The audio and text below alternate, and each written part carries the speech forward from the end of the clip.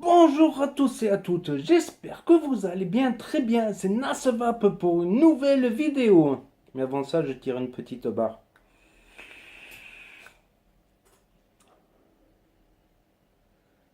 Car oui, je vais faire une revue sur une table, mais pas n'importe quelle table, parce que c'est une table qui peut servir de box.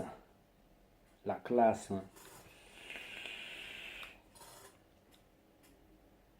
C'est la table pro de chez Geekvape. Donc effectivement, elle peut servir de table et à la fois de box également. Donc passons en plan serré pour voir tout cela de plus près.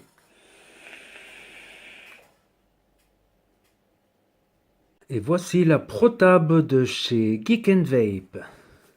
Donc elle se présente dans cet emballage là, comme ça, avec un hologramme Geek Vape.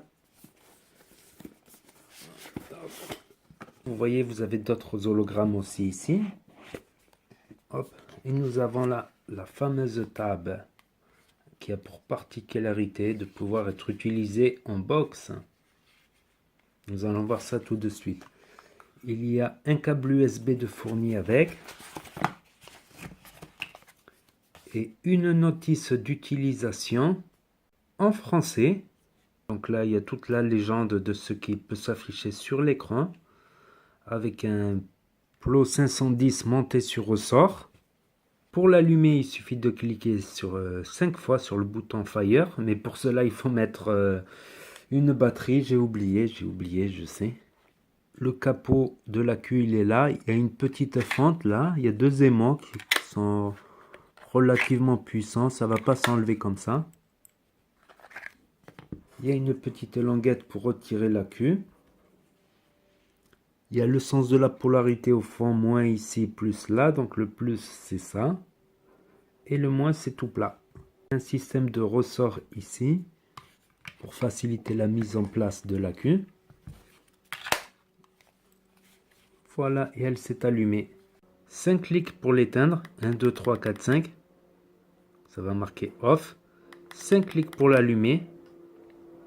F0 ready to fire. Elle est en position de fire. Le F1 c'est un warning. Le F2 no atomizer. Quand on clique. Voilà, ça marque F2. F3 overheat warning. Ça c'est des warnings. Et quand ça affiche F5, c'est que la batterie est faible.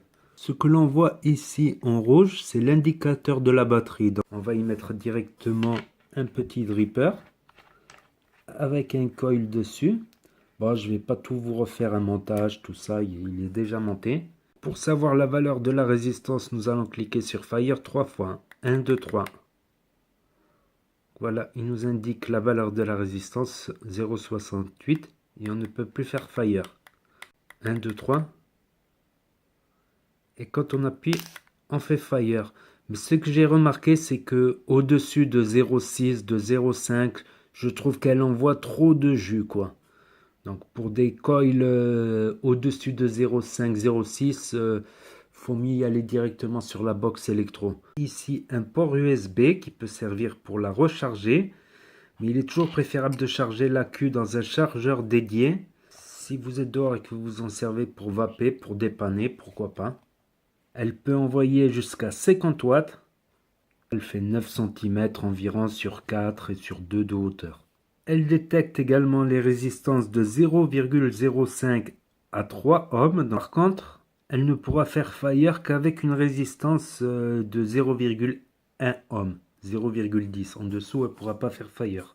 Elle aurait une fiabilité de détection de coil à plus ou moins 0,02 ohm. Elle est équipée des différentes sécurités, comme si on reste switché plus de 10 secondes.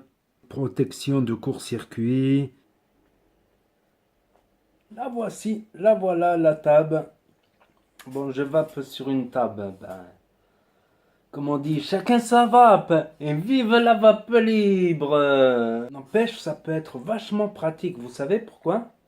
Parce que une fois j'étais dans un café, le Vaporovap Now, justement, où il y a la vidéo, le lien sera en dessous, il y avait beaucoup de vent. Il y avait beaucoup de vent. À chaque fois, j'avais peur que quand il y avait un gros coup de vent, une rafale. Là, avec ce système-là, dans le café, quand il y a beaucoup de vent, on peut poser la table comme ça. Elle risque pas de se faire emporter par une rafale de vent, que si elle était comme ça, voilà, elle peut tomber. Donc ça, j'ai trouvé une utilité à cette table qui fait box. La laisser comme ceci sur la table, elle risque pas de tomber. Comme je vous ai dit, voilà, au-dessus de 0,5 ou 0,6 ohms, je trouve qu'elle envoie beaucoup trop de watts. Elle peut envoyer jusqu'à 50 watts. Sinon, voilà, moi je l'ai eu vraiment à pas cher du tout, quoi. Donc, elle était en promo à sa sortie. Donc, j'ai pas hésité. C'est un truc assez geek. On peut même vaper comme ça en incliné. Donc voilà, il n'y a pas 10 000 trucs à dire dessus. T'appuies et ça vape. Donc, vous la verrez souvent cette petite table quand je fais des montages justement parce que c'est pratique. Tu cliques 3 fois, tu as la valeur de la résistance, tu cliques, tac tac.